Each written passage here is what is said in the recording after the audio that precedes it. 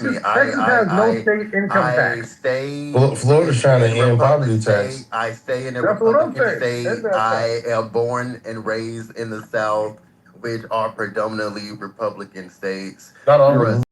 A Southern state will definitely nickel and dime you just as well. You think so? Yo, try going to California for 3 months and see how much money you spend on a day. But I'm not talking about California. I'm talking about, but obviously, there's different costs of living everywhere in the United States of America. Yeah, they're all worse in the Democratic places. But listen to what I am saying.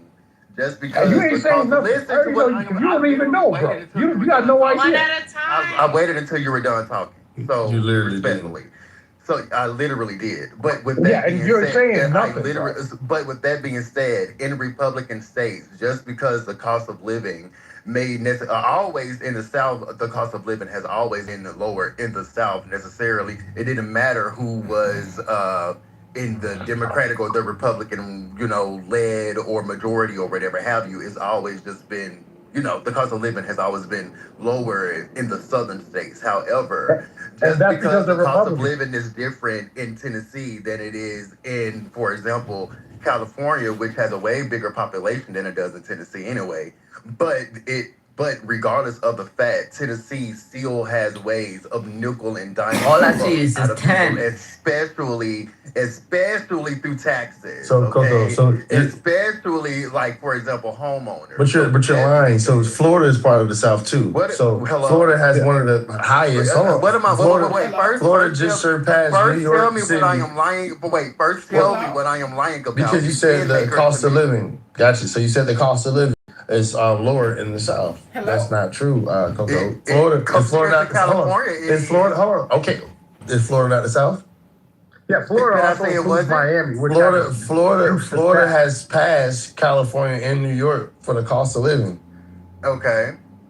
So yes, because they got OnlyFans. They got the OnlyFans actors over there. Is Florida a Republican? Well, I mean, yes. What exactly are you trying to say? Okay, in your submission, you said the South has a lower cost of living. And that's just not what it is. So the fact of the matter is, I said majority of the states in the South have a lower cost of living compared to California. Is that not what I said? Can I land?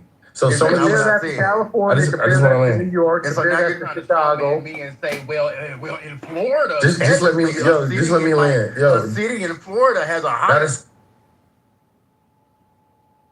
You just gotta let me land, right? So I don't care Republican or Democrat. Yeah, so Republican or Democrat, I don't really give a fuck. I kind of like Trump because he's just like he's a businessman. Nigga, Trump don't like you. Nigga, Allahu Akbar, nigga. I can care less, yo. Allahu Akbar, it shouldn't be that personal. Trump it shouldn't be that personal. None of y'all, because y'all broke. Y'all not even up there with Trump. This ain't got nothing to do with white and black, nigga. This is about poor or rich. What are you talking about? And it's I'm trying to get rich, and I can get richer with Trump. Okay, so we're not having a conversation. I can get richer under Trump. Right, so it shouldn't be this personal, right? So you have to understand things for where you're at, right? So I'm from Florida, born and raised, right? This is a Republican state. It should be led by Republicans. Why? Because we do the best on the Republicans, right? So this one crazy thing that some Democrat leaders just try to shoot down, and I'm kind of scratching my head. Why? So why would the governor, which is a Republican, want to end property taxes, but then some Democrats don't think that they can benefit from not having property taxes? See, that's when I see that politics is a bunch of crock shit, right? Because the rich Democrats that are in politics, they're not true Democrats. They're not struggling. They're not trying to get by. They aren't the American people who they represent, right? These people can pay their property taxes with a swipe of a pen, with a swipe of a card, right? Why are they so cocky and pompous that they will let their party affiliation? Are you saying? Oh, I'm going to end here and let you know what I'm saying. You're making your listen, sir. But now sir, I'm not understanding. You're wrong. Hold on, you're wrong. So my thing is, you still haven't said how I'm wrong. Listen, I don't know is it the zestiness or what it is that make you want to argue with me, but I'm just trying to land. Understanding what you're saying, okay, because so just let me land. Your submission is that but you're stuttering. You have a list. Can I land? Absolutely nothing to do with. Can I land? Time to. Why are we here doing this here? This is I don't know why he's doing this. Yeah, this is weird. We are a company here with Scott and Adam, this is their room. Like, what are we doing here? Can we right. So Trump, So Trumpism isn't dying. Let me show you how. So just in my state, they have Republican and Democrats. Most people are saying, hey, no property taxes is a great thing. This would help most of the American people that own a home, right? Not too fast. The Democrats are saying, even though this is a good thing, you know what? We're going to vote against it because we just have to.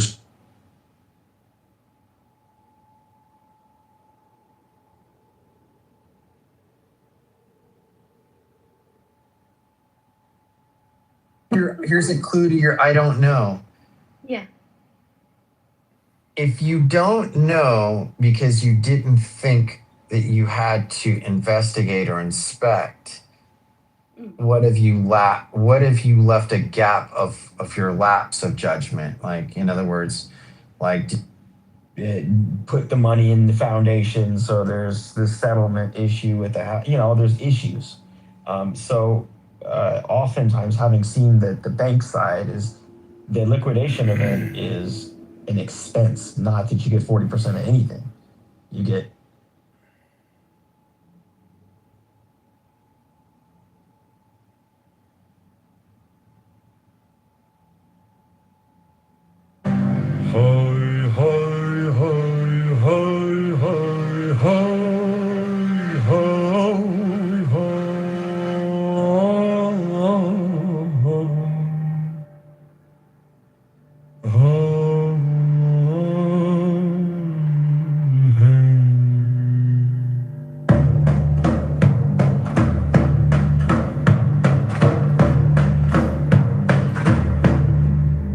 There are 7 keys to the great gate, being 8 in 1 and 1 in 8. First let the body of thee be still, bound by the cerements of will. Corpse rigid thus thou mayst abort the fidget babes that tease the thought. Next let the breath rhythm be low, easy, regular and slow, so that thy being be in tune with the great sea's Pacific swoon. Third, let thy life be pure and calm, swayed softly as a windless palm. Fourth, let the will to live be bound to the one love of the profound. Fifth, let the thought divinely free from sense observe its entity. Watch every thought that springs, enhance hour after hour thy vigilance. Intense and keen, turn inward, miss no atom of analysis. Sixth, on one thought securely pinned, still every whisper of the wind. So like a flame straight and unstirred, burn up thy being in one word. Next, still that ecstasy prolong, thy meditation steep and strong. Slaying even God should he distract thy attention from the chosen act. Last, all these things in one are powered, time that the midnight blossom flowered. The oneness is yet even in this, my son, thou shalt not do amiss. If thou restrain the expression, shoot thy glance to rapture's darkling root. Discarding name, form, sight, and stress, even of this high consciousness. Pierce to the heart, I leave thee here. Thou art the master I reveal. Thy radiance that rolls afar silver star. Krali,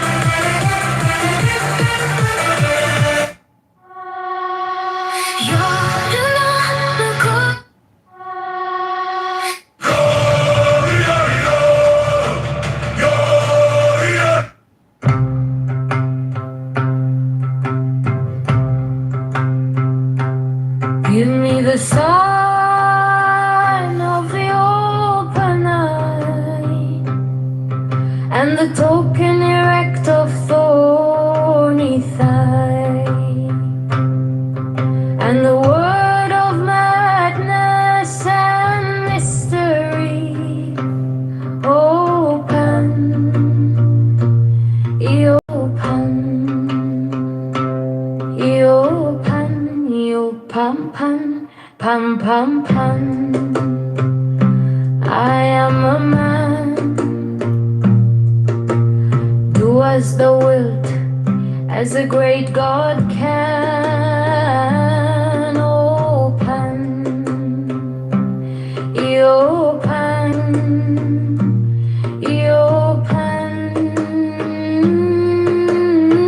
open, open pan. I am awake in the grip of the snake. The eagle slashes with beak and claw. The gods withdraw. The great beast come. Open,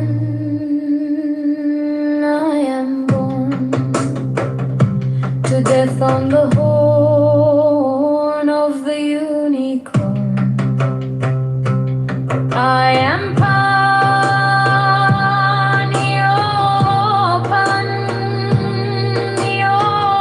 pan, pan, pan.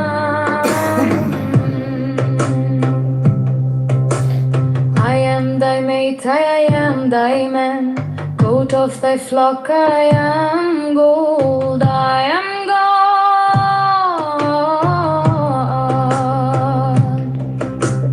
Flesh to thy bone, flower to thy rod. With hoofs of steel I race on the rocks. Through solstice stubborn to equinox. And I rave and I rape and I rip and I rend. Everlasting world without end. Manikin maiden, Maynard man. In the might of Pan, Pan, Pan, Pan, Pan.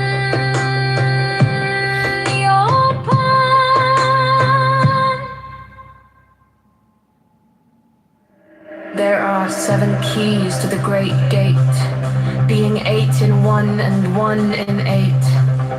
First let the body of thee be still, bound by the cerements of will. Corpse rigid thus thou mayst abort the fidget babes that tease the thought.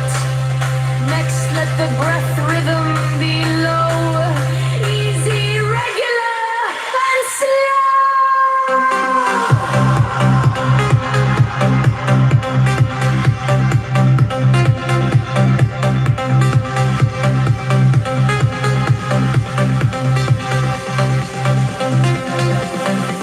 So that thy being be in tune with the great sea's Pacific swoon.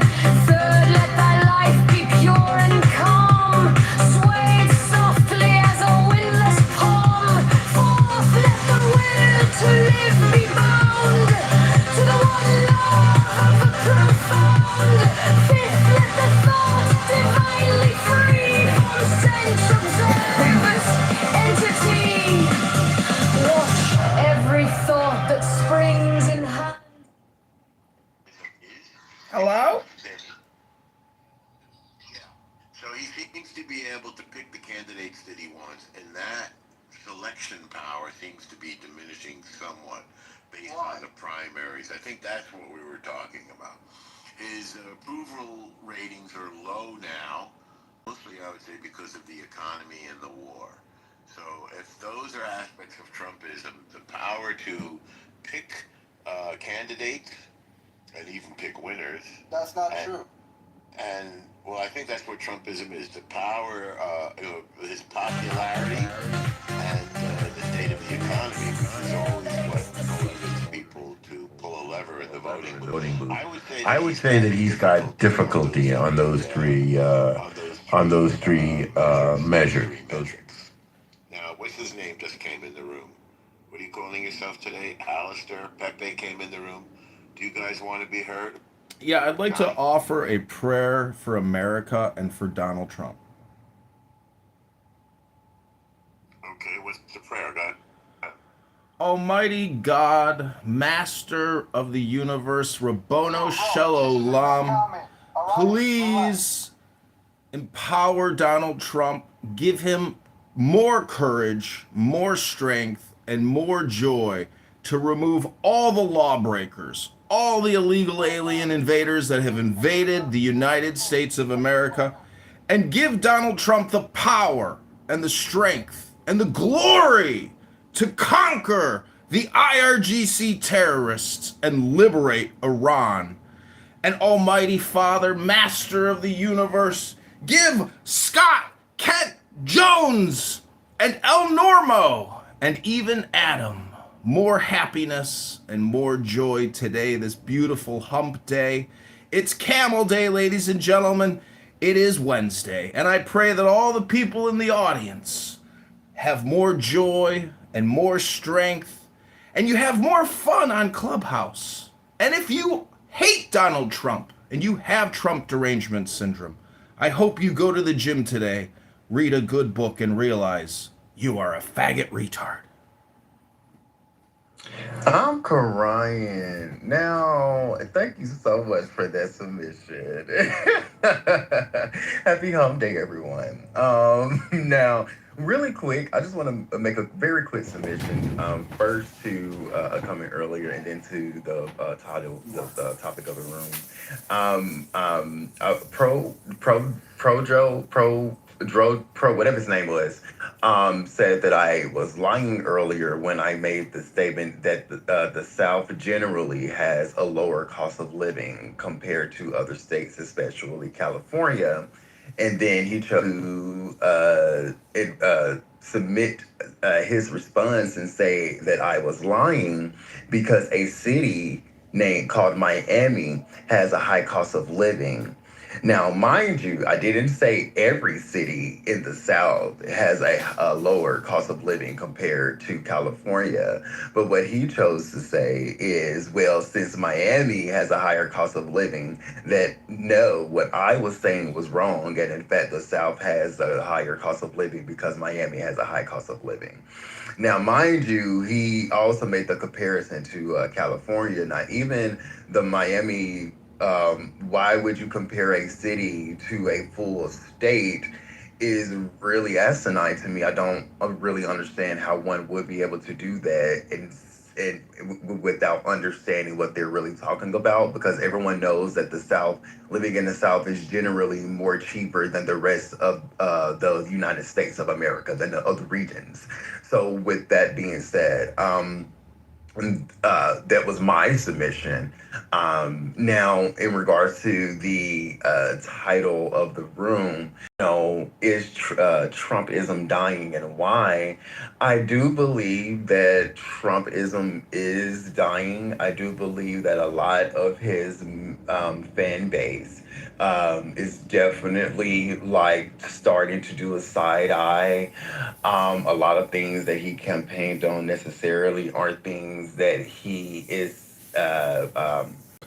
succeeding in right now, in regards to, gas prices and war and no new wars and, looking at certain people on within the executive branch when they go to these Senate hearings and they're not able to necessarily answer questions or answer yes or no questions. We have had several people removed from his cabinet and replaced. This is the in my modern, at least in modern history, in the political scope, that's unprecedented.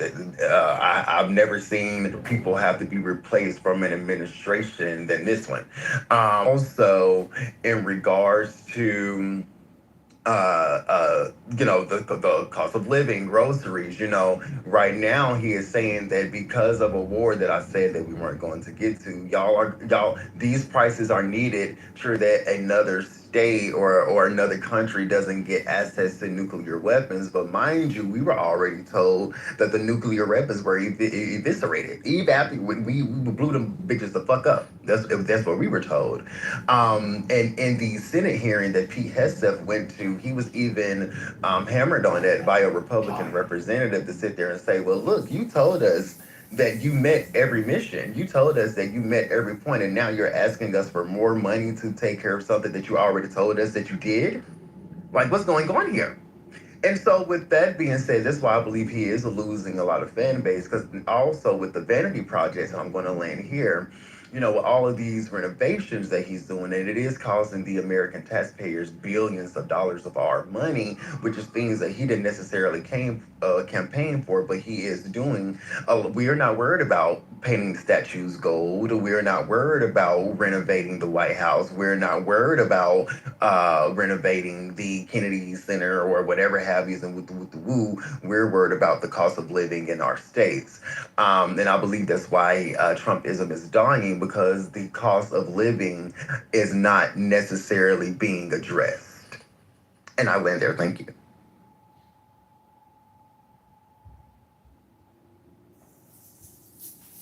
That was pretty good. I mean, from a Trump, I don't know how many Trump voters, I might be the only one on stage, but yeah, there's a portion of us that, of Republicans that did vote for Trump who do. Yeah, I mean, I'm definitely no longer, I don't really have much of a positive view of Trump or his performance. I think that what he did with Iran was a total stab in the back to a good chunk of his base. He promised no new wars. It's been a fucking disaster. The economy hasn't really gotten any better. I mean, and I thought it was ironic.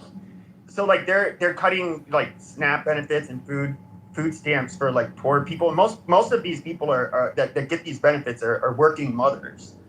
And of course Medicaid, and I think it was last week, he said, well, we got to cut down the spending on those things, because we got a war to pay for. To me, it's just like, that is it's just so, I just remember him in his McDonald's uniform and him driving this fucking garbage truck, trying to look like he's like, a man of the people. And he just basically just shat on those people. He just took a big shit on you and on all of those people that voted for him. And I don't know, this, I don't see how the irony I think here he's a traitor. Pepe, isn't the irony here that he's the first Republican that's won Hey, people Pepe's in the building. He's the first Republican that's won people under $50,000 in income in years. He's got to screw them. Yeah, and that's why I feel really bad, for these people.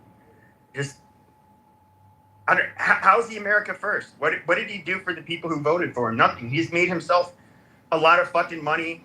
Made it, I'm sure all of his rich buddies are happy with his presidency, but and Jared Kushner in particular, his son-in-law. But no, I just think he's at this point he's just gotten obscene. It's just one fucking grift after another with him. But Pepe, as a guy on the right, who do you look to for the future? I mean, who would you see who would fill the Trumpist void for you? Like that, because you need some sort of future movement for the party. Where does that come? I really don't know. I mean, Marco Rubio to me it's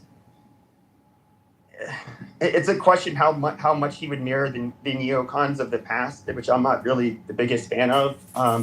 JD Vance, I don't even really know what he thinks, what his vision would be as a president. So I don't know who would be the next man, for the job. It's way too early for me to tell. Yeah, I mean, I think Rubio. I wonder. Okay, if Trump's approval ratings continue to drop as they are, will we have Trump fatigue? I mean, will anybody associated with the nomination, or associated with the administration, will that just be cancerous? Will that be like something you don't? And I wonder if the future is you go just outside DC, you go outside MAGA. I mean, if I were a Republican right now, I'd be looking at someone like Spencer Cox, right? Here's a guy that's conservative but nice. He's not acerbic. He's not rancorous. He's somebody that's, runs. He's going to be in my state in a couple of weeks, sharing a stage with Josh Shapiro, talking about bipartisanship. So, I mean, maybe you go that route.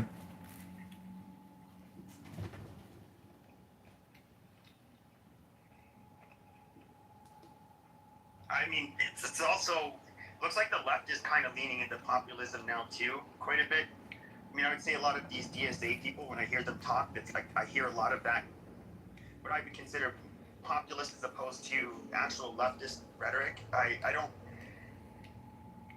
even know. I don't know that Trump is just so unique, especially in comparison to other Republicans. I don't know where we go from here. You go to the gym, you read a book. Besides, you're a 1990s self-professed Democrat.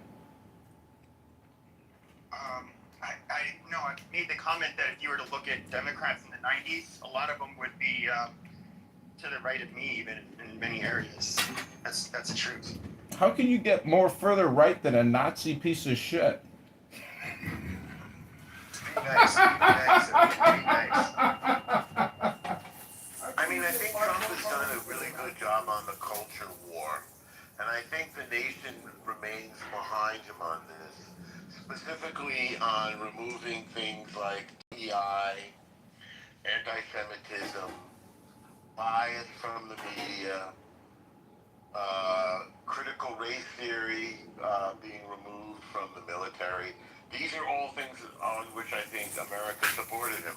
I'm just giving the other point of view, as well as immigration. We wanted to get illegal immigrants out of the country, and he's doing a good job at that.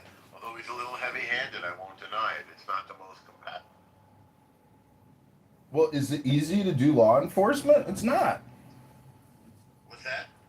It's not an easy job. And all the people, you've seen the rhetoric actually, in my opinion, go down against ICE. It was really over that young woman in the minivan and that other guy who had his pistol.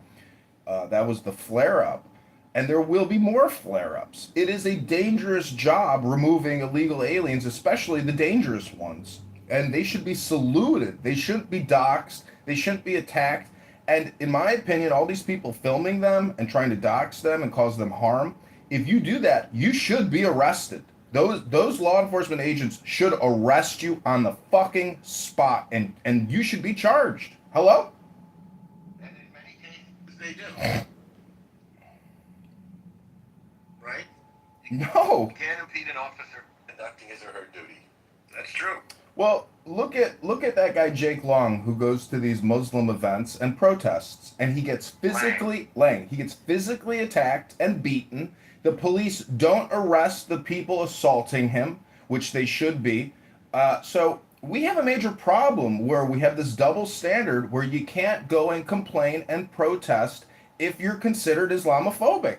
It's all a giant fraud, and we need police to arrest people that attack people. Stop letting these Muslim anti-protesters who are violent people get away with physical assault. Arrest them. Attack them. Well, I can't tell what portion of what you're saying is trolling. But again, I'll repeat that I think Trump is actually doing a really good job on the culture wars when it comes to, and I think more needs to be done. Like, you shouldn't have to sign a loyalty oath when you apply to college, which is what a DEI oath is. Also, I mean, DEI is one of those odd things like transgenderism. You notice, by the way, that he's done a good job, speaking of which, you notice he's done a good job on transgenderism, that people aren't even talking about it anymore. He's did a good job in expanding drilling and the fuels, which is good for the economy. So, I mean, we should talk about the good and the bad that Trump is doing, I think. Of course, most people get freaked out by a war, and those who oppose Trump are dining out and making the most of this war, because it's easy to be against war. Everybody is against war. So if it comes to war and the old standby, it's the economy, stupid, meaning people just have a feeling that they can't afford their lives or that prices are going up. I think much of this comes from the fallout from the pandemic and from pumping tons of money into the economy during the pandemic so that people could get by. But we did it a little too much. So we had more money chasing fewer products because production was down, and that's the definition of inflation. So he really needs to figure out a way to deal with this. I see that housing costs have been going down. I checked a few major cities, and I followed NPR, National Public Radio, on this. Obviously, they are anti-Trump. So the next thing that has to happen, and he's been fighting for this, and the Fed's been resistant. The next thing that has to happen is interest rates have to go down. That's something that he's always wanted. If interest rates go down and things become more affordable, then I think Trumpism will still be alive. Whatever Trumpism is. I think Trumpism is whatever he's thinking at the moment. Let's see, who did we not hear from? Michaela. I always enjoy hearing from you, and often you're quiet. No criticism intended, but what's going on? Yeah, I think mainly the people who are complaining about the economy, it's because they don't support the war. They don't support getting rid of nukes in Iran. And that's why a lot of the reason prices have gone up is because of gas going up. So because what going up? Gas. Oh yeah, price yeah. Of gas. Yeah. So transportation of everything. So I still support Trump. I mean, he came into office. It was mainly on the promise of the illegal alien stuff. The first term it was anti-abortion for me. So I support what he did, and I know a lot of Minnesota people, and they're very naive liberals, and I can see them getting out there and getting in the way of police and thinking they're all virtuous. It's a naive, silly group of people. Anyway, and they were targeting, criminals. When they were going into those neighborhoods, they were targeting criminals in Minnesota, in Minneapolis. And those people blowing their whistles and alerting neighbors, you know, to the fact that ICE was coming, that was really, really bad. That was illegal, I would think. So, anyway. Well, since you're a satisfied customer, if I may characterize you in that way. Yeah. So, why don't we talk about what you agree that Trump has delivered? Because you mentioned abortion. Now, if you talk about two thorny problems that have bedeviled America for decades, abortion is one of the top issues. And Trump did something that no other president seemed to be able to do, going all the way back to 1973, which I remember vividly, Michaela. You're not old enough to know this, but I am. Oh, yes, I am. I know, I'm teasing you. I remember so vividly, 1973, I was at Brandeis University, and I was very young. I was a little bit of a prodigy, so I went there at the age of 16. And a girl from my dormitory had to take a plane flight to New York to get an abortion because abortion was illegal in Massachusetts. Now, she wasn't my girlfriend or anything like that. I had no role in that. But nevertheless, that's how recent, it's only, what, half a century or so, it's actually more than that, about half a century, that women in Massachusetts couldn't get an abortion, basically. Now, against all odds, Trump, and there was some luck involved in this, right? Trump was able to appoint 3 Supreme Court justices. Not many presidents have had that opportunity. And those 3 justices tipped the balance, as I think many people knew they would, and they voted to repeal Roe v. Wade.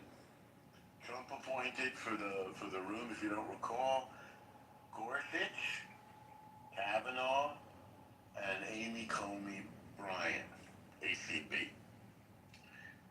So, Norma, that resolved what? do you think 3,000 abortions a day is too much at the price of 100,000 abortion or $1 billion plus a month?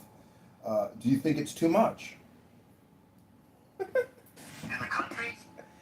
Yeah, as an industry, it's considered an industry at 90,000 babies a month and at 12 billion a year. That's an industry of death. Well, I've never considered your question, but I am not a Catholic person, and I'm not a big anti-abortion person, but many people are, and I respect them as they respect me. I'm more of an agnostic on this, but I do believe in a woman's right to choose. But I also think that the Trumpian solution, or the SCOTUS solution, SCOTUS being the Supreme Court of the United States, of setting, since it's not really spelled out in the Constitution, I believe that this solution is okay. They're allowing the states to make their decision, and most states have voted to allow women to choose abortion. So really, it's resolved. I think to everybody's satisfaction. Michaela, would you say it's solved to your satisfaction as a person who opposes abortion? Yeah, so far, I'm not satisfied that my state then put it in their own constitution up to birth, with no reason needed for any reason. For anyone at any age up to birth. Well, but I guess we never expected it to really happen for Roe to be overturned, so the pro-life movement wasn't prepared enough, but also they couldn't be prepared in blue states because there's no chance that they would have won any elections there.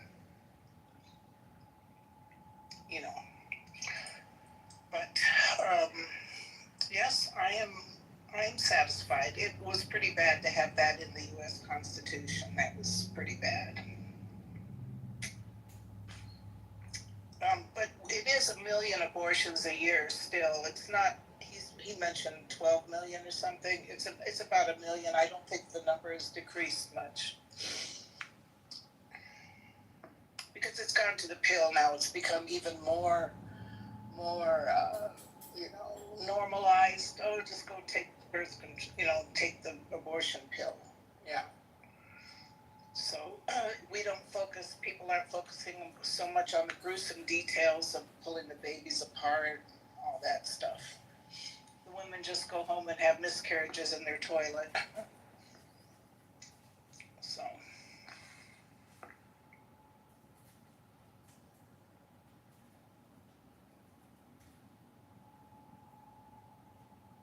Yeah, I hate to see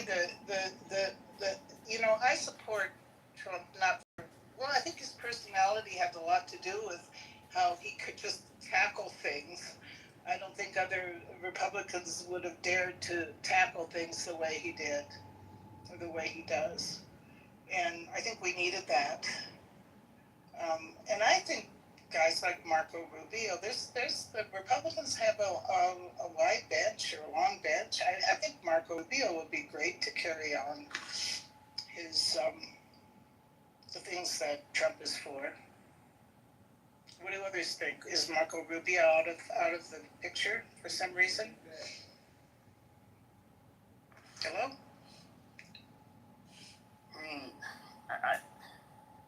I wouldn't say that. I mean, there's nothing bad about the guy whatsoever. He is especially when it comes to foreign policy, he's a very knowledgeable person. But don't you think, Pepe, he gets tagged with this war? I mean, he's sort of the face of the security establishment. If this war continues to be unpopular, I just wonder if the branding is just bad for him. The branding. Yeah, perhaps. Thomas Sowell's, big thing is limited resources. And that's what the DSAs are, why they are so low IQ and why they're incompetent and incapable of actually running or managing our country. And that's why Pete Hegseth is going to step up and probably run for POTUS, J.D. Vance, Marco Rubio. We have patriots in the waiting that will continue Trumpism. Trumpism will never die because Trumpism is America first. These socialist, communist, fascists, and they are fascists. They're not just socialist communists. They are fascists. They will never, ever get the reins of government or ever be in control of anything significant because we have a Praetorian Guard in this country known as the CIA. There are lots of patriots from West Point and other military academies that will, in my opinion, take care of the problems. Hello? If Hank said runs for president as a Democrat, I will campaign for him. I will give money to his campaign. I will actively work to promote that candidacy because I think we would win about 6,000 states. We would win. I think that would be. I think we would. I could not imagine a bigger dream candidate for the Democrats than Pete Hegseth. I think we would. It would be the biggest Democrat electoral college win I think that we would see in a long time.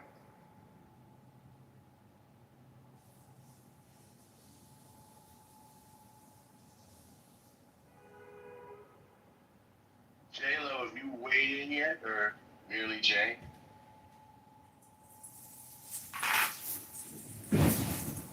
J-Lo? Hello? Yeah. Okay. Well, can I ask a new question?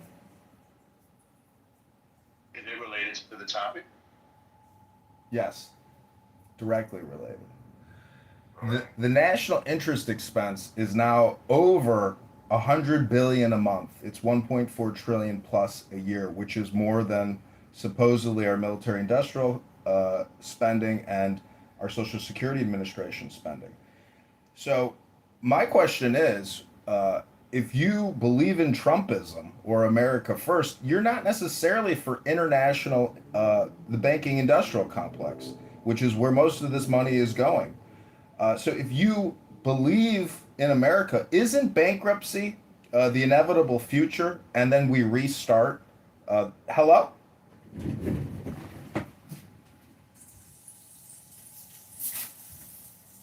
I do like this hello you're doing. I like the hello at the end of the sentence.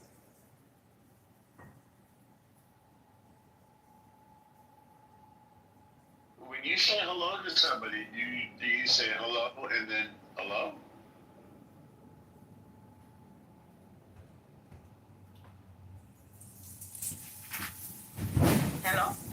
Hello? The numbers are out there. USDebtClock.org. You can see that every taxpayer, and there's only 120 million taxpayers out of our 340 million people, or supposedly, these people cannot meet the burden of the bill. It's almost 600,000 per taxpayer in debt, and that's just the federal, not all the states. If you accumulate all the state debt, it goes to over $1 million per person. How do you expect a 20-year-old college graduate to foot that bill?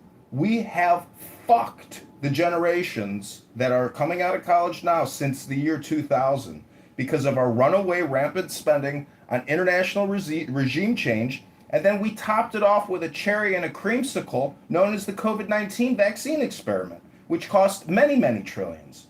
So the point is, incompetence only comes from one side, and that's the Democrat side, because they are the incompetent party of America. They prove it over and over again. In Chicago, our property taxes are up 600%. And guess what the Democrats do? They sell your house if you can't meet your tax burden, and then you're homeless. And they've done it to thousands of people, and those people voted for them. So we live in the sadomasochistic recycle world of retardation and low IQ administration. Hello? I can prove both parties are incompetent real quick, Norm, if you just allow me a second. So let's look at just the Social Security age thing, right? So you make Social Security age 62, and the life population at the time is about 62, right? So the idea is that, like, people who are living longer than they should, let's make sure they are taken care of, or we help them. Yeah, that's a wonderful idea. Well, it's been, 90 years since then? Life expectancy is, 78 now? And we barely increased the age?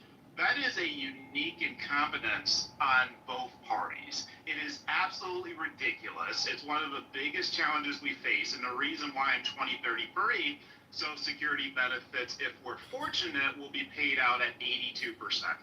That's just one example. The overall debt you're talking about is a bipartisan thing.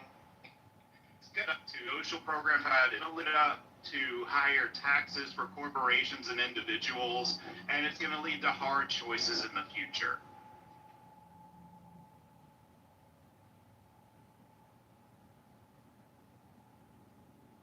CEO, I missed a part of that, and I'd like to hear more. So even if it involved repetition, so if you're willing.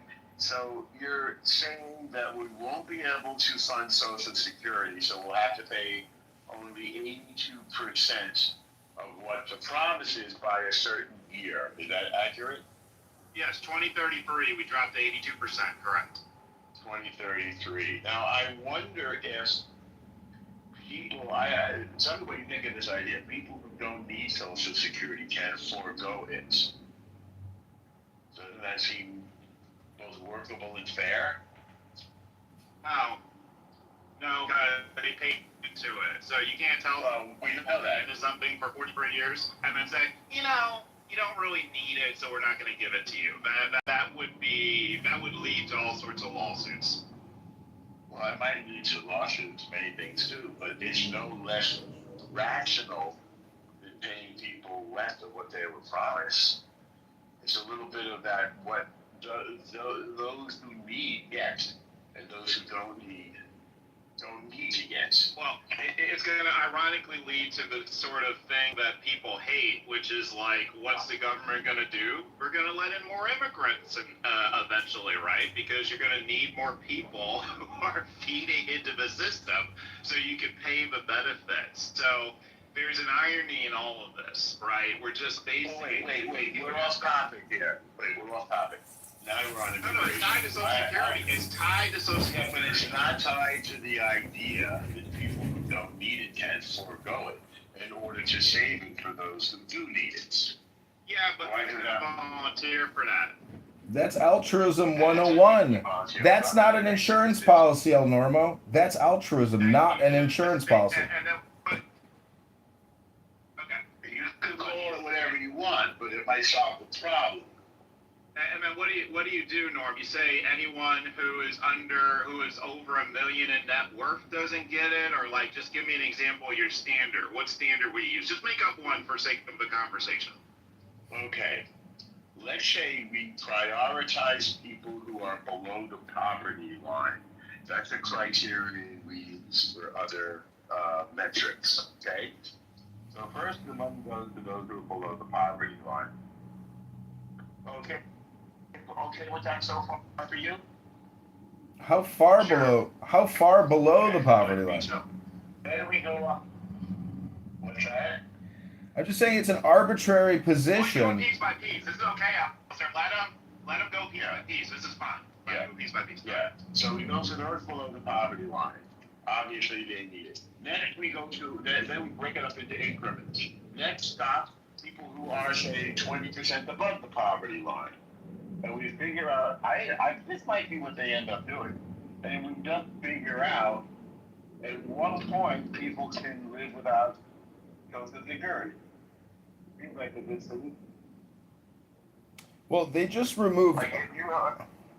They literally just cut $25 billion a month in monthly spending from the SSA and removed 12 million illegal recipients of SSA funds. That would be one step.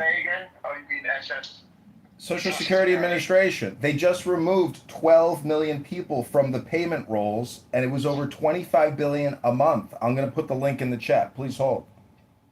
Okay, so you're saying one solution, 25 billion a month. That's a whopper. It's a huge number. So you're suggesting eliminate fraud, though. That's your bigger point, right? Well, the people that were receiving it were over 110 years old. It was in the millions. I'm going to put the link in the chat. Please hold. You're saying cutting fraud will get us part of the way there. Of course. Absolutely. No, it won't. Here's the data. Social Security is 99.6% efficient. The fraud rate is 0.4%. Norm, how many human systems do you know that only have a 0.4% failure rate? Where are you getting that statistic from? Multiple websites. Well, give us Security Administration, GSA. Okay. Multiple according to the Social Security. Hang on, wait. I want to stay with one thought at a time if we can. So according to the Social Security Administration, right, the fraud level is low. So what is it, 0.4? 0.4, yes. Okay, so what is the whole budget of Social Security? So you're right, that's a good question they asked. So it's about 1.5 trillion, right? Yes, 0.4% of 1.5 trillion. Yes. Is what? So it's around like 8 billion. No, about 6 billion. It's 6 billion. 0.4 times 1.5 is obviously 6. I'm sorry, 60 billion. My bad. 60 billion. My bad. Well, that sounds like a nice number to save. Yeah. So people can live on that money. Okay. So you're saving 60 billion out of. Yeah. Okay, right? So when people say the amount of fraud or whatever, right? They're basically taking that 60 billion number and then multiplying it by multiple years. So that's what. So that's where they come up with hundreds of billions of dollars. You following me? Of course, it's easy. Okay. Okay, cool. All right. 60 million a year is a bit of a solution, right? Okay. So it's 0.4% of the solution. Well, no, it's not 0.4% of the solution. I'm kidding. Okay, it's 60 billion a year solution. I was kidding. Okay. So, okay.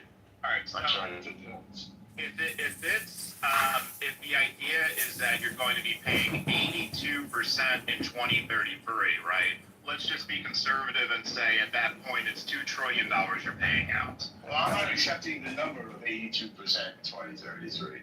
Well, that's what the current projections are according to the CBO and other sources. I understand that. I understand you're saying that, but I'm not accepting that automatically. Okay, that's fine. So let's just take it. Let's just take it as a hypothetical. If you want to use a different percentage, we can. Okay. Let's say that we're looking at that we're concerned that we're running out of money to fund it. That's all it says. Okay, that's fair.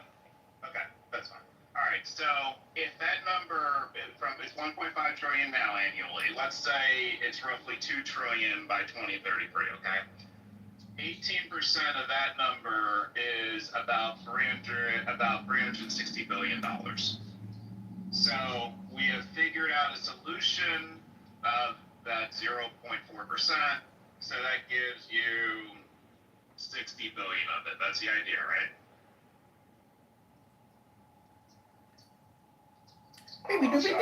Hello? Yeah, good. Yeah, CEO, we're not human calculators for you to run numbers through. Did you have a point? My point is, you can fix the fraud to the degree possible. You're never going to get to 100% because 0.4 is already a low number. So fixing the fraud the best human beings are capable of will not come remotely close to solving the issue. Where the hell do you get? Go ahead. Fixing the fraud is not the entire solution. It's part of the solution. So, for example, fix the fraud, which seems to be a big problem, and prioritize people who need the money. Those are. Now we're really on our way to a solution. I would say that we're not going to remove people from Social Security simply because they're high income. We said we're going to prioritize the people that need it. I'm saying that won't happen either.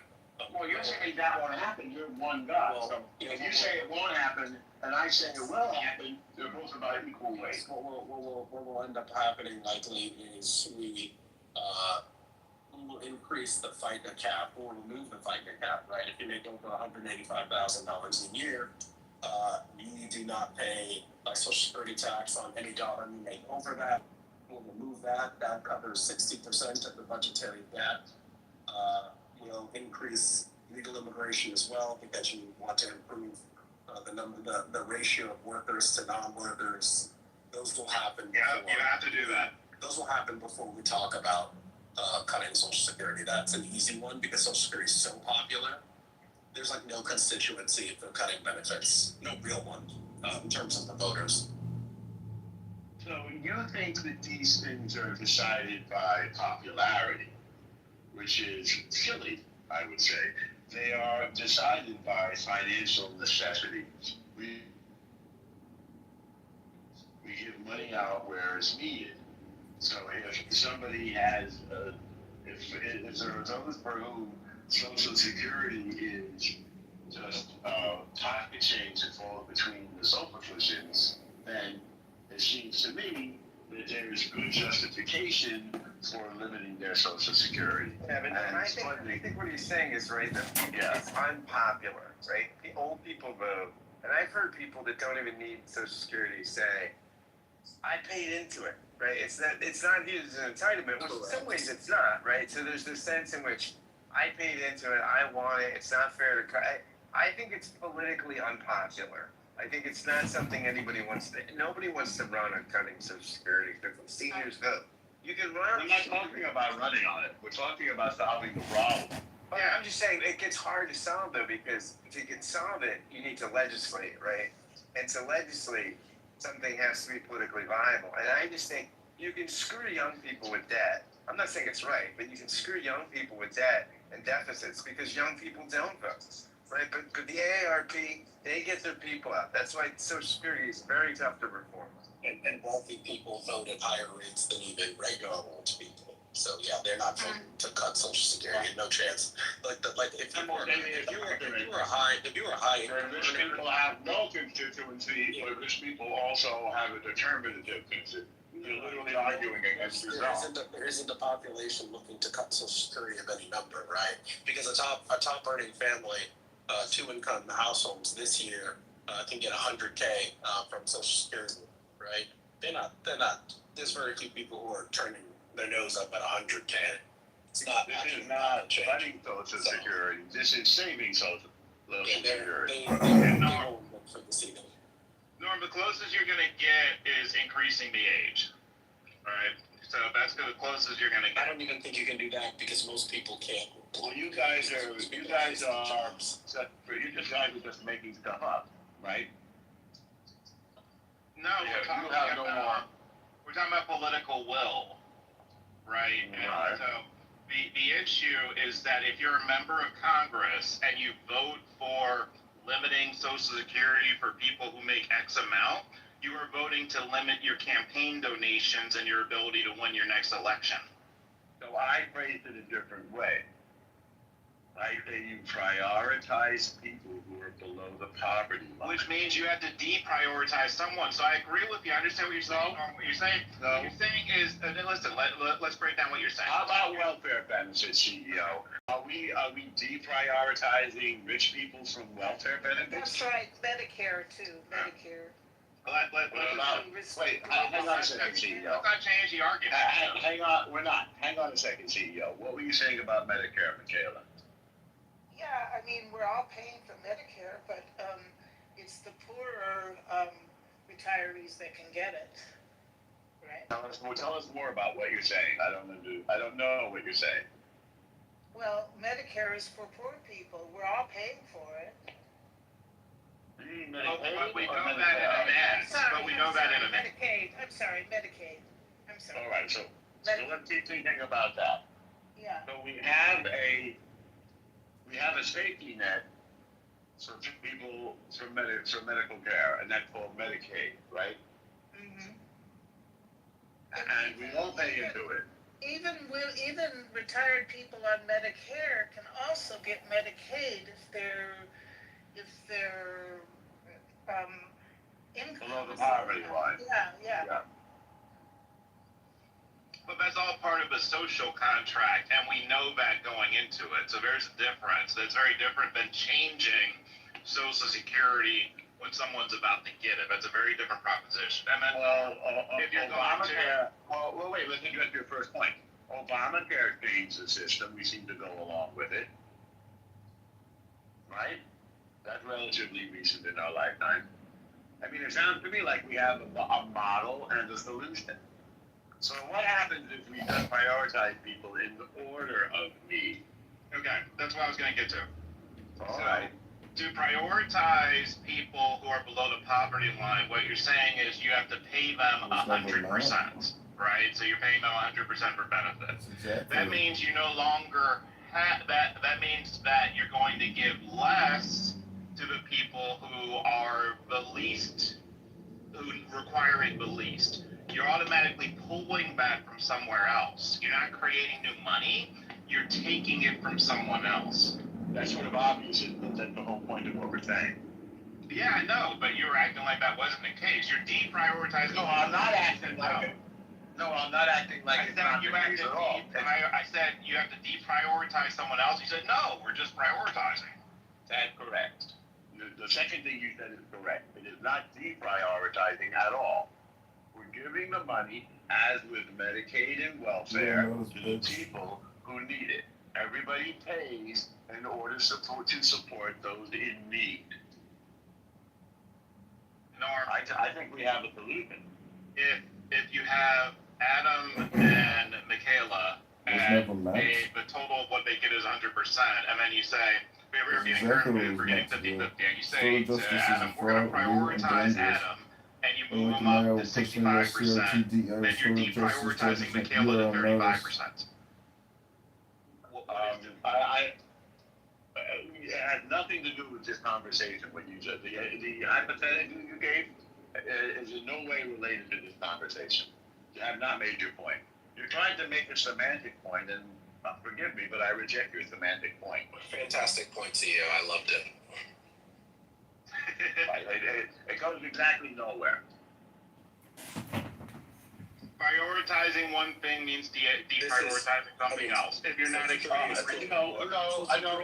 don't agree. Social Security is not a safety net program. Well, apparently it is.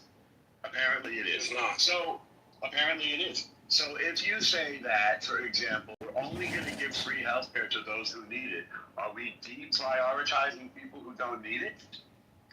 That's a different pie. You're using a different pie to get that done. Yeah, they're using a different pot. So are we creating a different paradigm.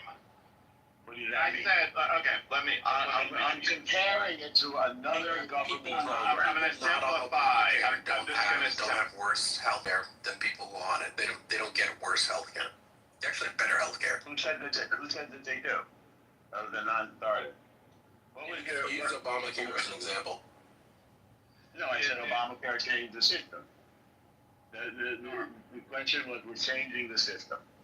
Obamacare didn't change the system for the vast majority of people who have employer-based health care. Obamacare was a dramatic change in our healthcare system. Not for people with employer-based health care, was it? It was a massive societal change. Healthcare, they didn't. Well, I guess I'm not sure what you're trying to say. It's irrelevant. I guess 38 million people got covered, right? Was it 38 million? Correct. Most people saw no change. So that's like about just over 10%. 10% of the population, yeah, which is enormous. So, all right, David, did you want to weigh in? Yeah. It just gave people who didn't have insurance. It made it more affordable. I mean, it wasn't a sea change. Sure. I think it was a backstop. It was a way to answer a big need in society. Is how do we insure those that aren't insured? And it costs more to do that, right, David? Your doctor, you can keep your doctor. Remember he said that? Yeah, that one was a broken promise. But so what? Why are you laughing? You can take my Social Security from my cold dead hands. At the end of the day, the United States just has to prioritize the systems that they've already been legislated, and make sure those are funded. And if they have to increase them. But the fact of the matter is, as the United States becomes more in debt, there's going to have to be some give. There's going to be some clawback of these benefits, unfortunately. And you're already seeing it with these flock cameras. Take these flock cameras, for example. This is just nothing more than a money grab by cities to write tickets without police officers involved, right? These cities are broke. My parking in Santa Monica jumped from $3 to $10 overnight, and these businesses don't have any tax revenues to pay them anymore. So at the end of the day, Norm and others in the room, is that the United States has to find a way to stay richer, to prioritize spending that needs to go in the right places. The military, you got Hegseth asking for $1.5 trillion. And what are we getting for that other than a bloated bureaucracy and folks that don't have food and servicemen and women that are suffering, in the high seas? I mean, we're not seeing. Well, what we're getting is the greatest. Let me answer that question. What we're getting is the greatest military in military history. The biggest and most, by a factor of 100, the most impressive and powerful military and best funded military in the history of the military. Did we have that honestly? I would say, what's that? We've always had. I don't know. That's what we're getting there. That's what we're spending to get it. But El Normo, biggest isn't always better. It's the motion in the ocean that counts. Don't be a troll. So David, we're talking about it's the motion in the ocean that counts. Now we're going to run out of money. I think we estimated 2035. And not run out of money, lower paid benefits. Well, we will no longer be able to fund it by 2035 fully. So I said, well, why not prioritize the people who need it most? In other words, those people who are below the poverty line. That seems to be a workable solution. What do you think? You've got here's the problem. Your demographic, Norm, is owning all the wealth right now. Thank you. The baby boomers at the top are owning. I'm not a boomer. I'm not a baby boomer, but if you say I own all the wealth, I say thank you. Okay, well. Share, Norm, share. Exactly. Stop hoarding. Now, I know. The point is, you got all these baby boomers are sitting on untold wealth. A lot of them, not all of them wealthy, of course. I don't want to generalize, but you got baby boomers that are living off pensions and they're getting Social Security on top of pensions, and they don't even need this Social Security.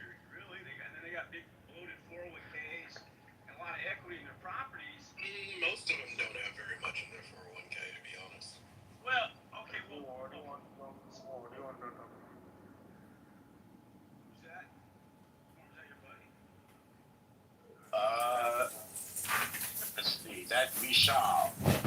Don't credit me with the trolls. No, but listen, but so I get that we have to have this military, right?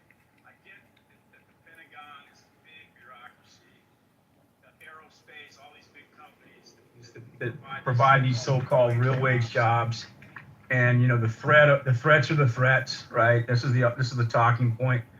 But at some point, with what we've spent already, with what we've already spent on this Iran debacle, we could have backstopped, paid for insurances, refunded Social Security with a lot of that money. So, and all the trillions we spent on Iraq and Afghanistan, we would be made whole for years off of these expenditures. Pay for education for every child in America. Well, that's a hypothetical and a counterfactual. It's not hypothetical. Yeah, it's a hypothetical. You said if. When you say if, that means automatically it's a hypothetical. So, and it's a counterfactual. I'm saying. So I think He's the best. We can't claw that money back. Yeah, David, you're like a guy that made a bad investment and now you're crying and complaining and saying, I want my money back. It's already been spent. don't make it a personal attack, though. It's informative. It's based upon history. The reason history repeats itself is because we repeat the same mistakes that we made previous, right? So the idea is to not repeat history. So we have to understand history so we don't repeat it, right? I think that's. But you can't repeat history. Every situation is different. There's no repeating of history. But there's actions and policies that are put in place based upon one's history. I mean, Norm, let's take Israel, for example, right? United States, Cold War, fighting Israel, fighting its enemies, right? Okay, It never wants to go back to a state where you're subjugated by another country overseeing your religion, right? And so no, that's not accurate. Well, let's that's not accurate. David, may I simplify your point for a moment? Do you mind? Yeah, simplify, please. Okay. So history. No apology call necessary. Thank you, Dave. So history may not repeat itself, but it often rhymes. Anyone who studied, for instance, this is a cliche, though. And I'm going to prove it. Okay. You can't prove a cliche. Okay. I'm going to demonstrate it. All right. You can't do that either. Why don't you just make a point? You could say it's a faulty demonstration, but I can demonstrate. Just make your point without the rhyming slang. Anyone who studied the 1920 flu pandemic would learn and could have predicted that there would have been lockdowns for COVID. There would be people who are very upset about it. There would be a lot of misinformation out. So there was nothing new that occurred under COVID versus the flu pandemic, with the exception of there's larger media and larger social media. And so I'm sure we can find parallels and differences. I don't know. There's a lot of core parallels. So the parallels are very important, and I just named them. Misinformation, lockdowns, people whining about it and not obeying. Those are three big parallels. They're sort of unrelated, and I don't think we learn anything from that. I'm saying you could have predicted all of them. Hello, moderators.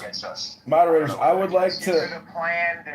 Moderators, I would like to add that Brad, if he's still, or Viking in the chat, put a link to what the Social Security Administration has done, which has saved hundreds of millions of dollars over the next coming years, because they actually use the master death file that they keep.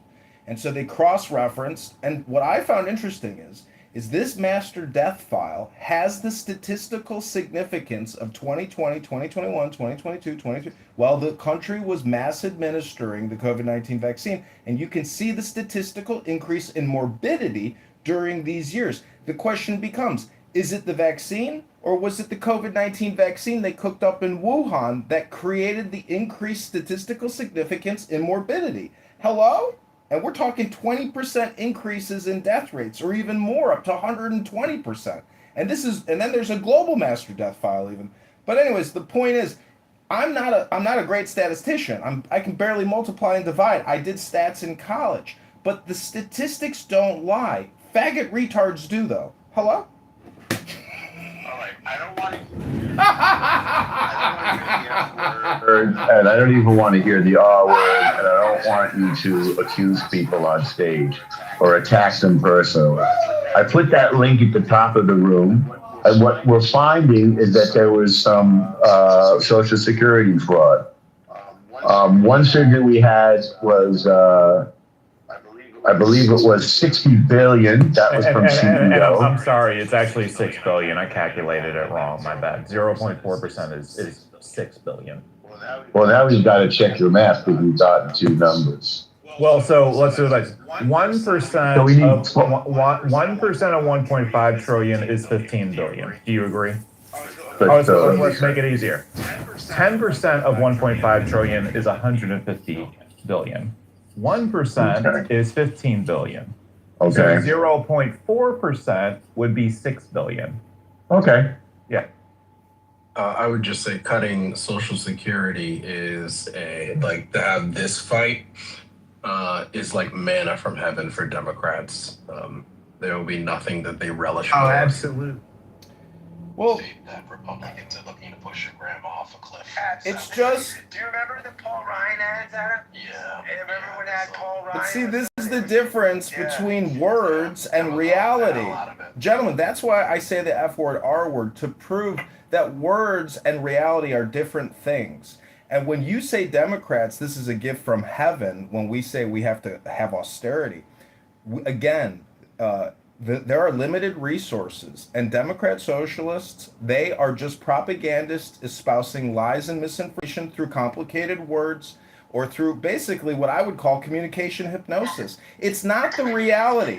There are limited resources, and you can't just inflate your way out of it. Look, we're bailing out Japan. We can't. The country is already completely broke 100 times over. Hello? So much. I'm trying to get in here wherever I can. Can I say something? Mister. One mic at a time. This is why Democrats will love this, because Republicans have passed 3 tax cuts already. And they've done nothing else but pass a tax cut, and now they're going to turn around and say that we need to cut Social Security. No one's signing on for that shit. Let me say this. I agree with what you said, bro. I think at the end of the day, Social Security, which we've all paid into, table of cuts. And the fact that that's even being entertained when we're building a ballroom, I don't care where they say he's getting his money at. It's coming from us for that ballroom in the White House. So when it comes to all the frivolous spending that they're doing, and they cry wolf and say, we're trying to cut spending and be more frugal and be more fiscally responsible, but then you see the dimwit do shit like that. You know what I mean? So I'm just going to say this, and I'm going to be quiet after that. At the end of the day, what you guys are talking about with Social Security, this war that's going on, that's costing us endless money, that most Americans, if not damn near all, didn't want. I mean, even the Congress didn't even come to a full understanding of the war until he just waged it without even any input in this shit. There is nothing fiscal about it. It's a liquidation of America going on right now. This man is just going crazy. The tariff money that they're now saying how we're gonna pay all this tariff money back now that it's been ruled that you can't do it. He's like, it's gonna destroy the country. No one wanted that idea anyway. The tariffs was your idea. It was a bad idea. You did it to our allies like Canada. It's foolish. You know what I mean? But to make a long story short, that's what we're dealing with right now. When we say the Democrats are salivating at the thought of him fucking it up, it's a sad day that we even got to get there. It's a sad day when we can't even have partisanship for what's right for the country. It's like you pick a side, and we're at war over it. There's nothing United States about that. There's nothing united at all. It's basically saying you fundamentally believe this bullshit or that. Now, it's detrimentally affecting us all. He's cutting education. You know, he basically wiped the Department of Education damn near out of here. You know what I'm saying? You're good riddance. Goodbye. We don't need it. We never needed it. The problem is do you believe in separation of church and state, mister? To a degree. So you would probably also believe in the separation of economy and state, because our state creates the economy. church and state to that. What I'm saying to you is this. At the end of the day, our kids' education is vital. And the problem that I'm seeing in this midst, our health is vital. You now have it to where you've basically removed us from the WHO, the World Health Organization. We're not even really involved in that anymore. We can't keep track of what's going on, whether it be COVID, measles, or that whatever that disease is that's causing people to have uncontrollable bowel movements or whatever that shit's called. I can't pronounce it. Nonetheless, we don't inspect our food. We blame it on the lettuce. We done cut the health inspectors out. Air traffic controllers are lower than ever. It's a shit show. They're liquidating the government just so they can keep the money at the top. They're playing games. The whole Dodge thing that they claimed, it was a fraud. You basically claiming you're cutting all this wasteful spending, but then you're doing wasteful spending. So that's that you say you're doing is just rolling over to them. Then you're stock market manipulating with the war, where it's on one day we got peace treaties. Now we decided we're going to go to war again. No, today we got a peace treaty. Now we're going to war again today. Do you think the markets don't reflect that bullshit rhetoric? Do you think that's not market manipulation? Come on, man. We're dealing with a con man in office, with a con man administration, and it's nothing more that you can say about it. I'm not saying the Democrats are perfect. They fucked up too. Biden didn't do the best of jobs. But what we got going on right now is you know, mister, some people will push back if you call Donald Trump a con man. Sometimes people on this app say things that are just not true. And a lot of it is ad hominem projection.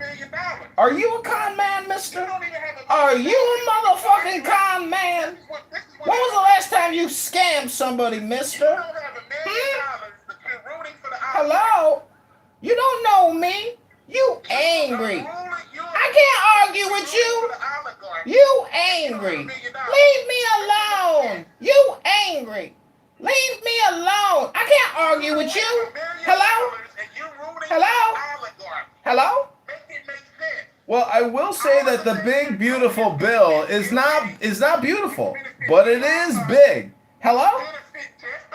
Hello? Hello?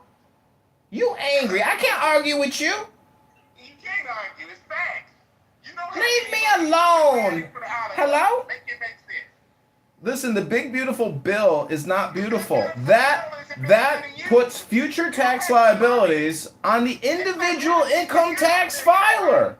That's not right. We need to repeal the big beautiful bill. Hello?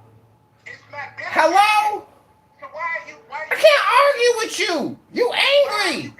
Leave me alone. Hello? How is the big beautiful bill benefiting you? I can't argue with you. You angry. Leave me alone. Hello? That's what you do. You troll when you can't ask the question. The big beautiful bill is a future tax liability deferral program.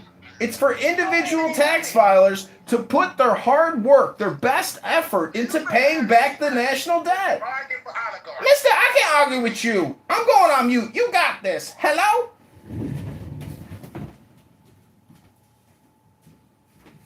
Dealing with is people who like entertainment and to act like goofballs instead of acknowledging that the policies that they're passing don't even benefit most of the people in this room.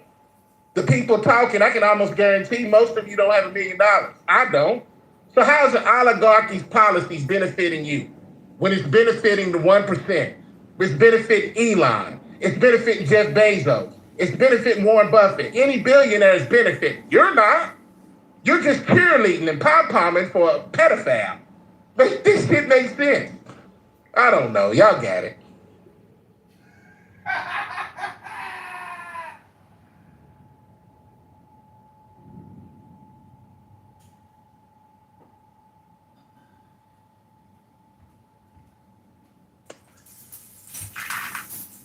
Yeah, y'all can keep on rooting for your sexual. I can't argue with you. You angry. Listen, ladies and gentlemen, the only thing you have to fear is fear itself. Some people will say it's all relative. And in a way, it's true because we do live in a global community. Moscow is burning to the ground. The Ukrainians have figured out a form of war which is so obnoxiously destructive. They can through drone technology, which is real-time, instantaneous, blitzkrieg, lightning warfare to a very high and dangerous degree, we here in America are not enduring a blitzkrieg, a drone warfare. But what we are experiencing is domestic terrorists. And if you go to any sanctuary city in America, you will meet stupid pieces of shit who are the exact same thing as dangerous drones. They might kill you on a train. They might kill you at the park. They might kill you while you're out for a jog in the morning. I can't argue with you. You angry. Hello? Hello? You're just angry that I'm a fucking big-time movie star and a television star and I'm on TV and you're not, you big stupid dummy. I'm a superstar, I'm a supermodel and you're just an ugly guy on Clown House. You're so stupid, you big stupid dummy. Hey, Kevin. Kevin kisses boys at parties and says, I'm not gay, but if you want to kiss me, you can kiss me if you want. My name is Point, a.k.a. Cappuccino. Some of you know me. I have many names, many profiles, like Mr. here. This is actually John Kitover's actually Mr. and Alistair's actually Point. We're going 3 levels of deception, everybody. You'll never stop the CIA. The CIA will get $60 billion a year for the rest of your lives. Well, you can barely pay your taxes, and your property taxes keep going up, and Democrat socialists like Mamdani and AOC keep lying to you. I mean, how many times are you going to watch AOC create an egg freezing video? I can't argue with you. You angry. I can't argue with you. You angry. Leave me alone. You got this. The point is, AOC is on day 12 of freezing her eggs while Moscow burns, and everybody here is complaining. America's $140 trillion in debt, and your property taxes are through the roof. Your car insurance keeps going up. Your homeowner's insurance keeps going up, but your income doesn't go up. But AOC's egg freezing experiment continues on, and everybody can get the mRNA vaccine and flu shot this winter, and you can all have a horrific carcinogenic event again, because Robert F. Kennedy can't stop Moderna or Pfizer or J&J from selling mRNA vaccine shots and calling it the flu shot. So we're living in a big deception, and faggot retards like Point or Cappuccino or Mr. here, you can't argue with them because they're angry and they won't leave you alone.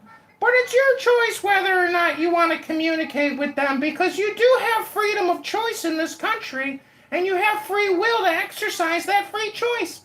So health, wealth, love, peace of mind, happiness, and strength, everybody. I hope you find more peace, more joy, more strength, more justice, more truth in your own personal lives, and you stop listening to all the loser propagandists on this app wasting all your time. Thank you. I am complete. This is Point, a.k.a. Cappuccino. Supporters are idiots like him.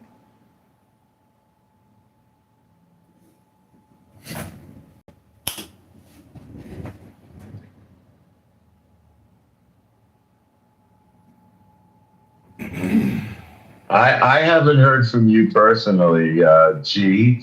You have a contribution to make?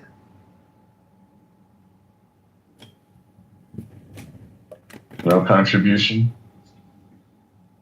Pepe, you always have some thoughts. What do you, when you talk, you often seem like you're really trying to figure things out. So what are you trying to figure out, Pepe? At the moment, I was listening in the background. Nothing really. Do you work while you do this? Sometimes. Mm-hmm. Yeah, me too.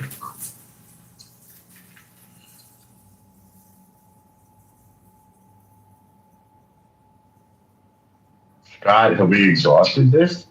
Or are we gonna get, is it gonna get a new life?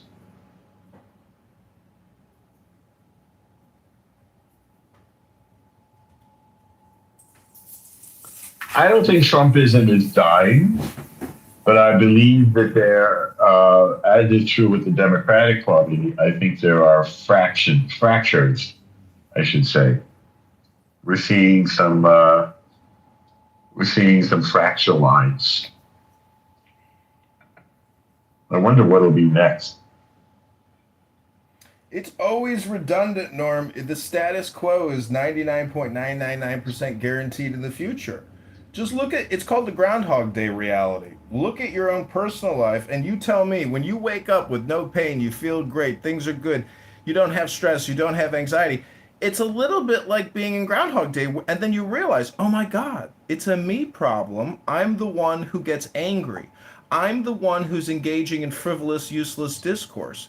I'd like to read a poem to the room, but unfortunately, because in my opinion, we're living in a situation with a bunch of incompetent citizens who are literally just repeating the propaganda pushed down to them. So my comedy shtick, trying to be Point or Cappuccino and saying, you angry. I can't argue with you. I'm trying, and using even the F word, R word. I don't like to use the word F word, R word. But I'm trying to point out that we are living in a situation where the COW doesn't give you milk. The MANURE doesn't actually smell like manure. So we're living in this attention economy of communication control and hypnosis, aka propaganda. What do you think propaganda is? It's not just the messaging, it's the distribution, it's the delivery. That is what propaganda is. It's a multifaceted experience. Let's go back to the topic. Well, Trumpism is not dying. It's only growing. Trump is the birth of liberty again in the womb of time. America has woken up. Trump is the birth of liberty. Explain. The creation of the monolith, which really is, what's the whale terminology? The Leviathan. Trump is the reincarnation of George Washington, of Thomas Jefferson, of John Adams, of all our great American patriots. If you really believe in Pennsylvania when they tried to blow his fucking head off, if you really don't, if you think that was an actual assassination or you think that was like a staged thing, I mean, I know it's not staged because that firefighter died. There were real shots. But that fucking guy did get up and say, fight, fight, fight, after he had his ear nicked, which is like a fucking miracle that he survived and he has thrived and he's in the White House happy. And he brings the lifeguard who saved that little boy and he calls out CNN. He says, you are fake news, bitch. Like, Trump is not afraid. It's just beautiful. We have liberty in the White House. We have the manifestation of the Statue of Liberty, that woman with the shining, fiery wand. That's our Trump. He survived. And do we even know who tried to kill him? We don't. We don't know the true source and origin of this evil, but it could be Barack Hussein Obama and Steve Brennan at the CIA. It could be a lot of people that we know. They're out there, and they tried to kill Donald Trump. Pepe's just a 90s Democrat. He's a far-right Nazi from Discord. He's a low-IQ dingbat. He doesn't try to figure things out. This guy hasn't read a book in 20 years. He doesn't even go to the gym. Ladies and gentlemen.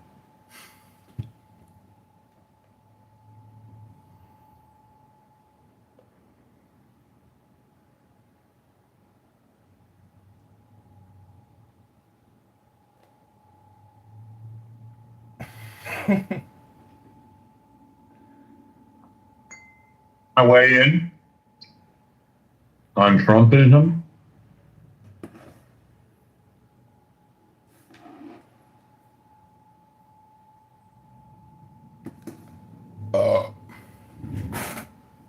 Emma, welcome up. What's going on? Hey, Norm.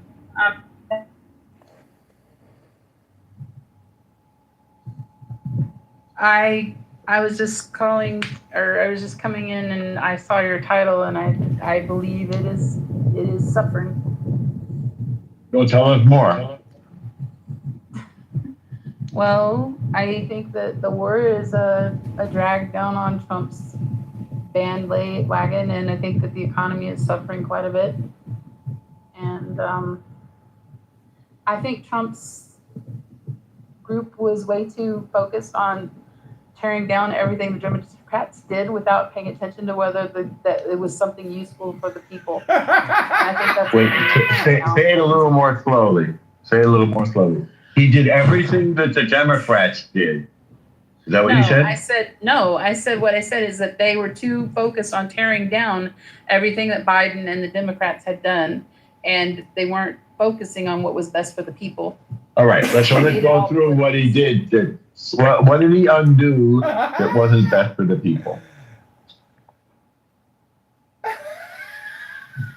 I'm not going to go through this list of things. Well, name one. You made a very broad statement. You said he was too focused. I made a broad statement because every single chance that they find something that the Democrats have done. What's an example of that? They attacked USAID. They attacked. So USAID. Go slow, Emma. USAID was not a Democrat thing. I didn't say it was a Democratic. Look, that's a No, you said that he undid whatever the Democrats did, and I'm looking for an example. Trump is the president of Israel, not America. Many examples. He is attacked Biden's SAVE plan that was for like all the student loan stuff. That was a program that was. Well, that was defeated under Biden. I know it was done under Biden. That's what I'm saying. It was defeated under Biden. Trump didn't undo it. It was never done. No, he attacked these things. He attacked it. Before he was president. No. Look. They are consistently in the Trump camp. They're consistently attacking everything to do with Democrats.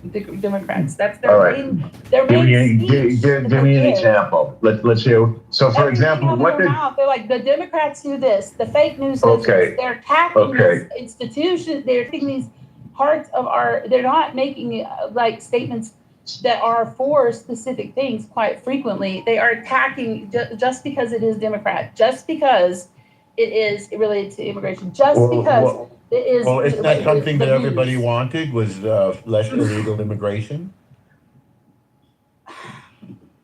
The thing is that it's not the attack that's coming is not coming based on the choices that are best for our American people. In my opinion, don't you think eliminating illegal immigration is best for the people? I think that approaching problems in the order that they are most important to the American people is paramount. No disagreement there. But you made a different statement. You said he's attacking. Yeah, you did. You said he's just attacking everything the Democrats did, regardless of whether it's good for the American people. So I said, give me an example. That's true. Okay, so we started with immigration because that's a big thing that he ran on, and it seems like we all agree that illegal immigration is bad. So what he did is good for the American people, getting rid of illegal immigrants, right? But he's not just getting rid of illegal immigrants. That's not the only thing that's happening right now. Agree. Let's go to another thing that's happening then. Let's look at another thing he's doing. How about no tax on tips or Social Security or overtime? Good for the people? Well, no. That has by the way, that has a cap, y'all. That has a cap. You know, Emma. It's not unlimited. I want to say it's the $25,000 cap, but fact check me on that. Emma, do you think Trump is pro-America? I mean, don't you think Trump is America? That he loves America and he wants to save and rejuvenate and make it more abundant for Americans? Hello? No.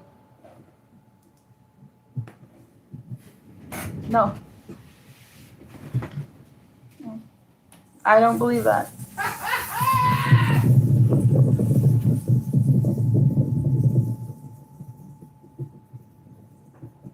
He made a better deal with Mexico and Canada in terms of trade deals. That seemed to be good for America. He got the NATO nations to increase their contributions to NATO. That seems to be good for America. Is a qualifier word for you right here, and that is very important to me. What's the qualifier? Because quite frequently it seems that it was something that is good for America, and people don't look at the consequential outfall from some of the things that are happening. Okay, let's get back. That's the part of the What's problem. the consequential outfall of no taxes on tips, Social Security, and overtime? What's the bad news about that? Well, he made that overture, but then he cut Medicare for people that they were depending on. Like it doesn't help if someone gives you an M&M when they take your whole, dinner. I'm sorry, I wasn't aware that Medicare was cut at all. Yeah, I hadn't heard It was that. not. It was not. Medicaid. I know this. I can tell you what. And SNAP were cut. Medicaid I can tell you what I do know, that Trump put restrictions on Medicaid and Medi-Cal, in that it was, you have to, if you're going to be on Medi-Cal or Medicaid, I'm going by distant memory, that you have to prove that you've been applying for work and or working at least 20 hours a week or something like that. You guys can fact check me on that one as well, but he hasn't touched Medicare. At this point, I'd like to get back on topic, which is Trumpism dying? If so, yes or no, why? And unfortunately, I think the previous speaker has kind of led us down a little path where I'd like to get us back to the mountain, which is, what is Trumpism exactly? Is it America first? I haven't led you down any path. I just came in less than 5 minutes ago and was commenting on what other people were talking about. I haven't led anybody down any path. Stop thinking so much about yourself. I'm talking about Emma. You're the one that said the prior speaker, and I was the prior speaker before you spoke. He means the lady, Steve. The lady. So, I would just like to submit that this app is like a butterfly effect. And for many years, I believe this app and the people here have helped influence the way the situation has developed, which is Trump and Bobby Kennedy in the White House.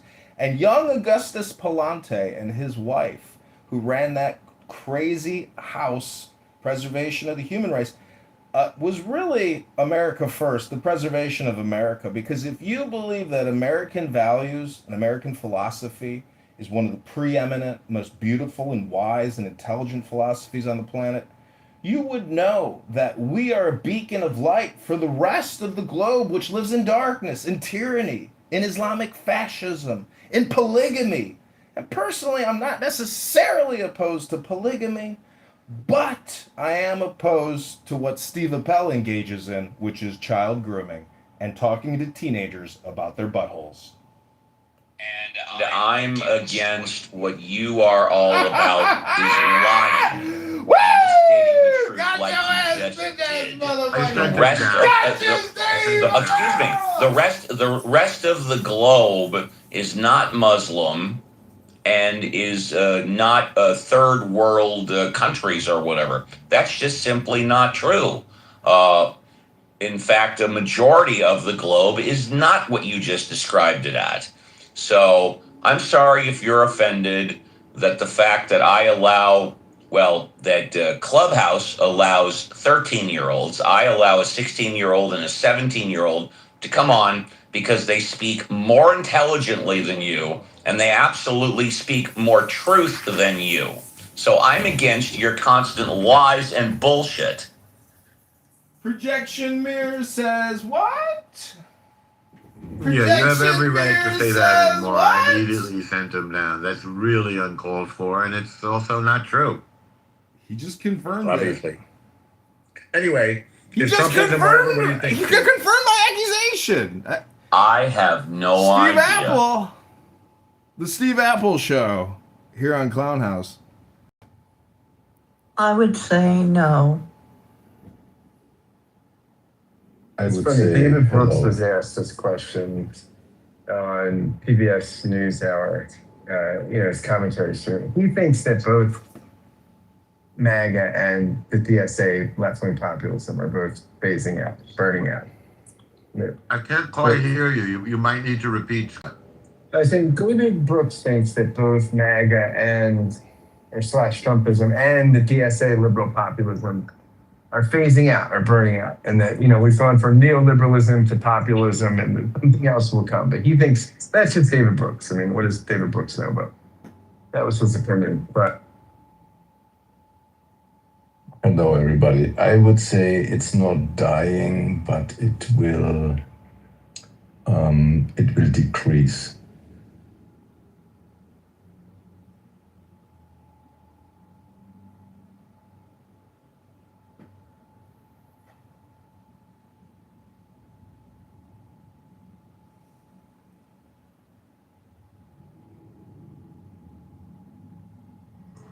Well, Trumpism is coming more into focus, or at least for me.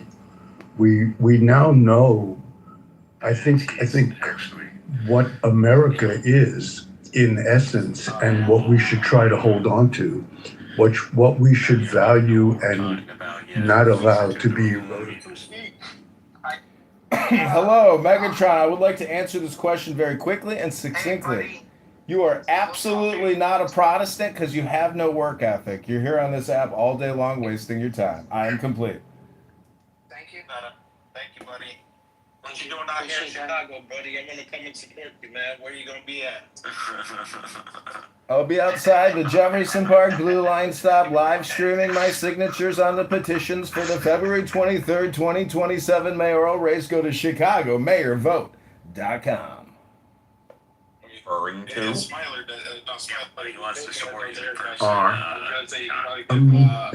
They're wrapped up in the concept of patriotism.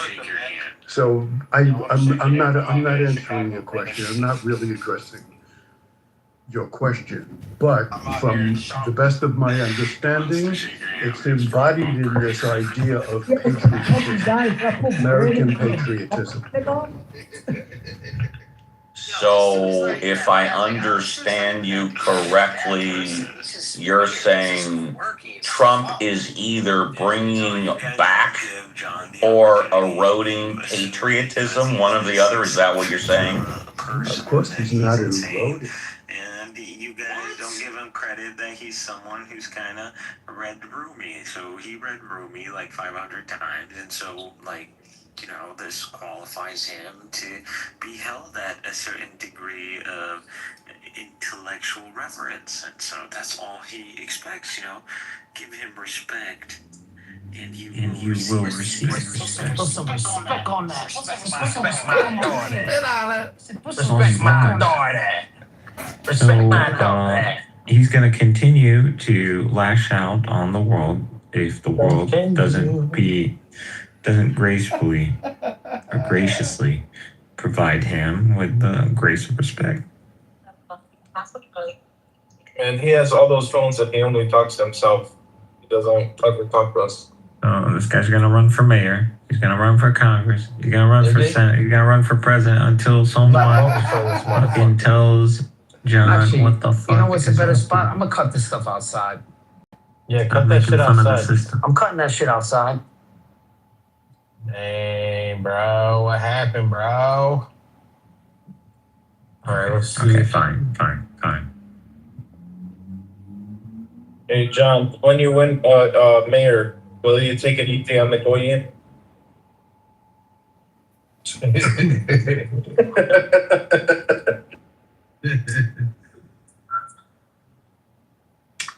Well, our Chicago mayor claims that America is stealing from black and brown communities and using it to bomb brown communities in the Middle East. And I got to say, there are three pillars that hold up society, which is truth, justice, and peace.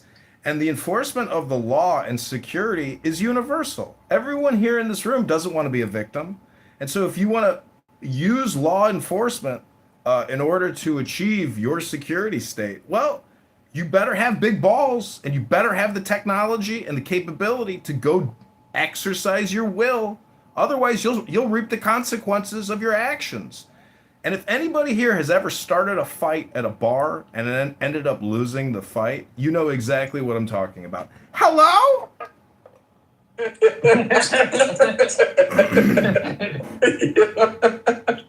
Oh, stupid. I think someone already shook his hand, Smiley. I lost a fight at a bar, but I also got snaked. I think I got beat up every time I fought. I don't even know if I've ever won a fight my entire life. Anyways, there was a thought I wanted to complete. Yeah. The existence of Christians and the persistence of Christians in the discussion over the ontology of God is probably divine providence to highlight us and keeps us discussing that God is a personal being. So Christendom, in a way, and the reality of Muslims might be a blessing in disguise. Because without this tether, it's seems like the human mind in trying to understand the scale of God feels that the person of God is a factor that can be, considered a value of 1. So, you multiply times 1, it's not, Well, you could say that the attention. Well, the problem is a COW doesn't give you a glass of milk in the morning. We have this word attention economy, which is basically actually the source and the tethering problem. We don't have real people doing real things. We have people just watching videos all day. That's a slave population. We've morphed the plantation into the cell phone, and people can't stop engaging with the cell phone. Doesn't matter what variety of engagement it is.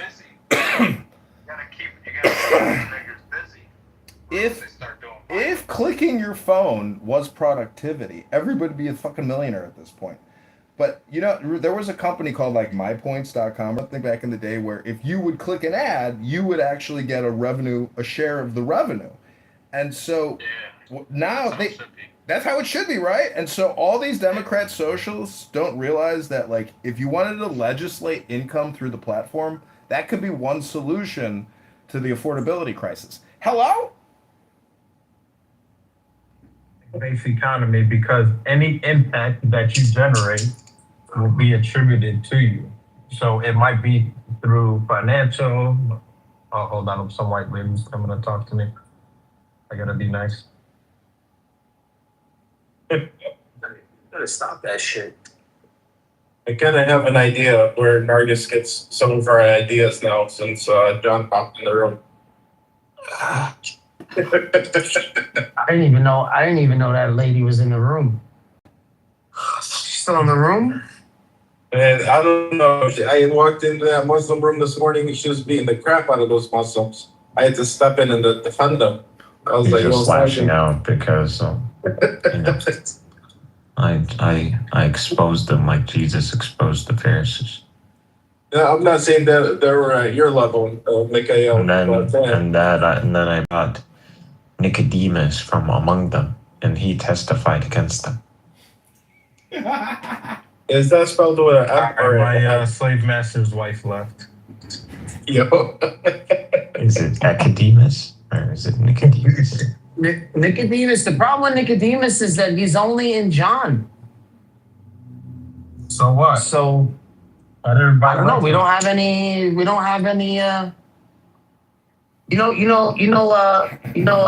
Bank. What's his name? Bank. Not the one that's in here. Yeah, Banks. Yeah, Banks. First time I started talking on here, I mentioned Nicodemus. You talking about that Muslim guy from Canada? Yeah, Banks. Yeah, Banks. Yeah. He actually, he knows mad shit about Christianity. Like, he only talks about Christianity. He was a Christian. Right, yeah, he does. Bro, this guy I was arguing with this guy. I think Banks used to be a Christian. He knows more about Christianity than most Christians. Yeah, because he was a Christian. Yeah, he knows a lot. I was arguing with him one time, and this nigga like offered to fight. But Banks isn't really strong. Like he's stupid. So I mentioned He's a Nicodemus terrorist, once. that's for sure. I mentioned Nicodemus once. And he's like, yo, give me any evidence that Nicodemus is so I don't vibe with him. And I was like, what do you mean? And then he put me down, and he's like, come back tomorrow with all the information about Nicodemus. I came back, I didn't come back with shit. I was like,